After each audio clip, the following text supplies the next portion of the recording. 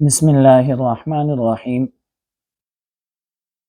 میں ہوں آپ کا میزبان مفتی ثاقب علی صاحب۔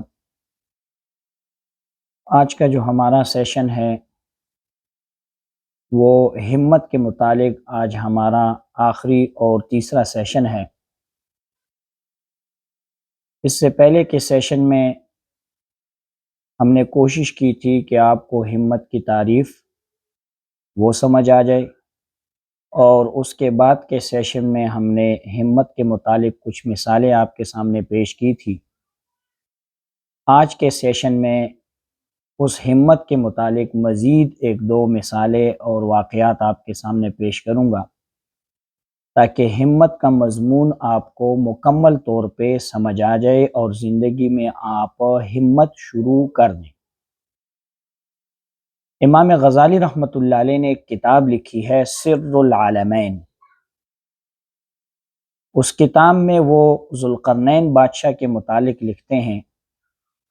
آپ نے ذوالقرنین بادشاہ کا نام سنا بھی ہوگا۔ ذوالقرنین بادشاہ دنیا کے ان بادشاہوں میں سے ہیں جنہوں نے پوری دنیا پہ حکومت کی ہے۔ ان بادشاہوں میں سے ایک بادشاہ کا نام ذوالقرنین بادشاہ بھی ہے۔ بڑے ہی عظیم الشان بادشاہ گزرے ہیں۔ ان کے متعلق انہوں نے لکھا ہے کہ ذوالقرنین بادشاہ جب چھوٹے تھے، بچپن میں، تو ان کی والدہ ذوالقرنین بادشاہ کو، جو بچپن میں تھے، ایک بچے تھے، قسطنطنیہ میں ایک عجائب گھر میوزیم تھا، ان کی والدہ ان کو اس میوزیم میں لے گئی تاکہ میرا چھوٹا سا بچہ ہے، مختلف چیزوں کو دیکھے گا اور خوش ہو جائے گا۔ میوزیم میں مختلف قسم کی چیزیں رکھی ہوئی تھی، پہلے بادشاہوں کی تلواریں وغیرہ، پہلے بادشاہوں کے استعمال کی ہوئی چیزیں وغیرہ، ان کی چارپائیاں وغیرہ، خورد و نوش کی اشیاء۔ خورد و نوش یعنی انہوں نے جس برتنوں میں پانی پیا ہے وہ ایک طرف رکھے ہوئے تھے، دوسری طرف جن چیزوں میں انہوں نے کھانا کھایا ہے وہ برتن وغیرہ۔ اسی طرح تاریخ کے حوالے سے کچھ چیزیں، بادشاہت کے متعلق مختلف قسم کی چیزیں رکھی ہوئی تھی۔ جس طرح آپ بھی کبھی میوزیم گئے ہوں گے، آپ نے دیکھا ہوگا میوزیم میں مختلف قسم کی چیزیں پہلے زمانے کی رکھی ہوتی ہیں، تاکہ انسان پہلے زمانے کے لوگوں کی چیزوں سے واقف اور آگاہ ہو جائے۔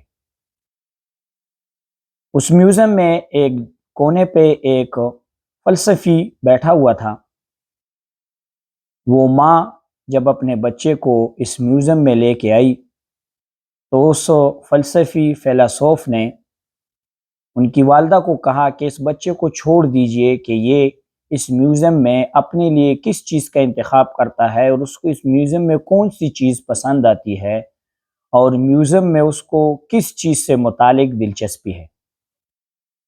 وہ بچہ پھرتا، مختلف قسم کی چیزوں کو دیکھتا، اور بالآخر ایک شیشے میں ایک طرف پہلے بادشاہوں کا ایک تاج رکھا ہوا تھا، اس تاج پہ انگلی رکھتا تھا۔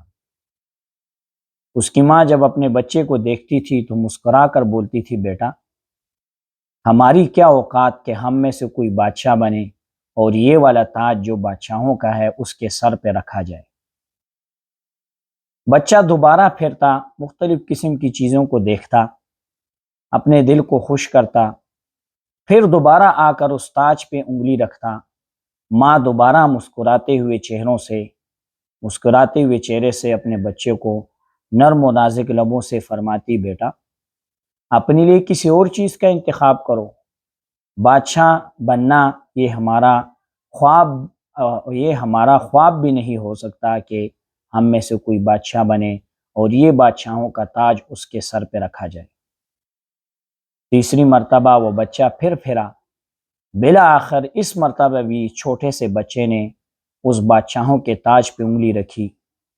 پھر ماں نے اس کو بلایا کہ بیٹا، ماں اس مرتبہ اس کو کچھ بولنے ہی والی تھی کہ وہ فیلسوف آیا اور اس ماں کو کہنے لگا، اماں یہ بچہ پھرتا ہے اور آ کر اپنے لیے اس بادشاہ کے تاج کا انتخاب کرتا ہے، آپ اس کو جھٹکتی ہیں کہ یہ ہمارے لیے نہیں ہے، ہماری اوقات نہیں ہے کہ ہم میں سے کوئی بادشاہ بنے۔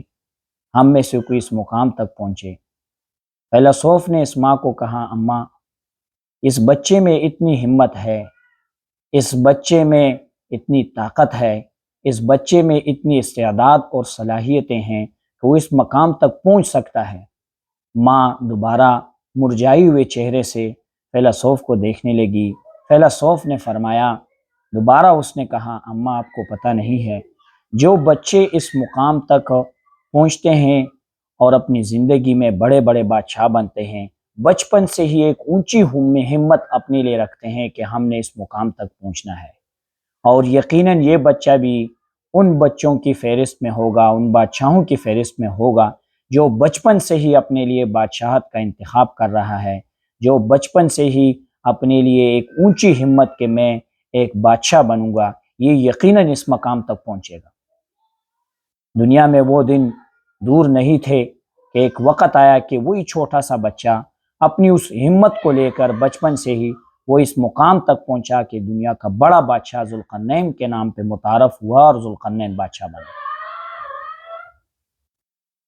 اسی کے متعلق میں آپ کو ایک اور ہمت کے متعلق واقعہ ذکر کر دیتا ہوں۔ اسی کتاب میں محمود غزنوی جو بادشاہ مسلمانوں کے گزرے ہیں اس کے متعلق لکھا جاتا ہے کہ محمود غزنوی ہند کو فتح کرنے کے لیے آئے۔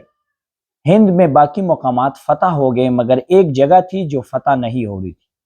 کافی مرتبہ سپاہیوں کو بھیجا مگر وہ جگہ فتح ہونے کے لیے فتح ہونے کا نام نہیں لے رہی تھی۔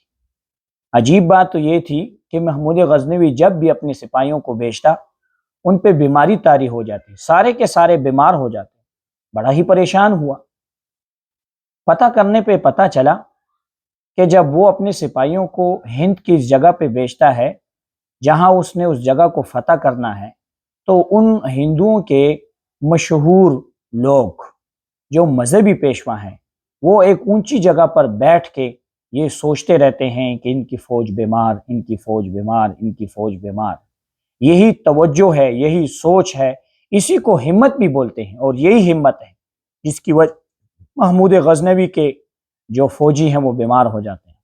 محمود غزنوی کو جب اس قصے کا پتہ چلا، اس فلسفے کا پتہ چلا کہ بھائی یہ ہمت، عجیب ہمت، محمود غزنوی نے سوچ بچار کرنے کے بعد اپنے سپاہیوں میں سے ایسے سپاہی جو مذاق کرنے والے تھے، جو ہنسنے والے تھے، جو خوشی کرنے والے تھے، ان کو جب بھیجا دوبارہ ہند میں تو محمود غزنوی نے کہا کہ آپ نے سب سے آگے چلنا ہے، اور ان کے ساتھ ڈھول وغیرہ کہ ان کے ساتھ ڈھول وغیرہ بھی بجاتے جائیں، باقی فوجی ان سے کافی دور ہوں گے، یہ سب سے آگے ہوں گے۔ ابھی دیکھیے محمود غزنوی نے جو کام کیا تھا عجیب ہی کام تھا۔ محمود غزنوی نے جب فوج میں ایسے لوگ مقرر کیے جو ہنسنے والے، خوش مزاج وغیرہ، ان کو فوج کے آگے کیا، ڈھول وغیرہ ان کے ساتھ مسلط کیے اور بھیجا اس مقام۔ جب وہ اس مقام پہ گئے تو جو اوپر ان کے مذہبی پیشوا بیٹھے ہوئے تھے، جب وہ توجہ کرتے تھے تو ان کی توجہ ہٹ جاتی تھی، کیونکہ وہ خوشی خوشی اور اسی طرح مذاق وغیرہ کچھ ایسی حرکتیں کرتے تھے جن سے ان کی توجہ برابر نہیں ہو رہی تھی۔ اسی توجہ نہ برابر ہونے کی وجہ سے ان کی ہمت پسپا ہوئی، مسلمانوں کو شکست ہوئی۔ یہ ایک ہمت تھی۔ میں کوشش یہ کر رہا ہوں کہ ہمت کو مختلف انداز سے آپ کو سمجھانے کی کوشش کروں تاکہ ہم اپنی زندگی میں ہمت کو شروع کریں اور کامیاب زندگی گزاریں۔ آج تک کے لیے اجازت دیجیے۔ اللہ حافظ۔